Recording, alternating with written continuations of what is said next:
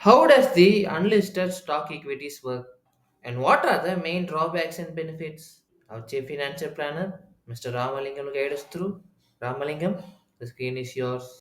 Unlisted stocks are available with existing investors. Let us say, like it is like like pre-demat era, like when you have to sell, like you have to bind a fire and you will be selling that stock. The physical stock will be there and you will be selling it. Similarly, unlisted stocks are available with a group of investors. That group of investors can be someone who have invested in that company. They can be promoters, they can be employees who got ESOP options, who are like at times suppliers, distributors who understood their company investor, who are private investors who have invested in that company. They all have that unlisted stocks with them. That unlisted stocks they may be willing to sell. So unlisted stock is a separate market, like which is not which is different from a listed market. So stock brokers they identify such investors and they also identify such investors who want to invest in it. They'll be like doing that matchmaking and doing the transfers. Because unlisted stocks are unlisted,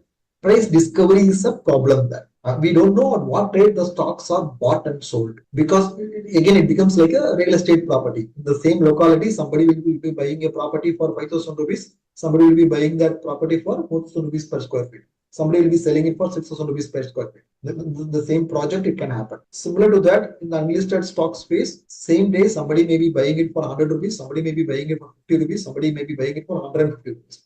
Such a wide variation is possible in unlisted stock space. So that is why unlisted stocks has to be done at the third level of equity investment. First, you invest through mutual funds, then you invest through PMS, then you invest in AAM. In AAM, unlisted stocks are advisable. The fund manager will decide when to invest in unlisted stocks, when to encash it, what rate to do it, everything he'll be doing it. So unlisted stocks are available in stock exchange with brokers who are focusing on unlisted stocks. It is available.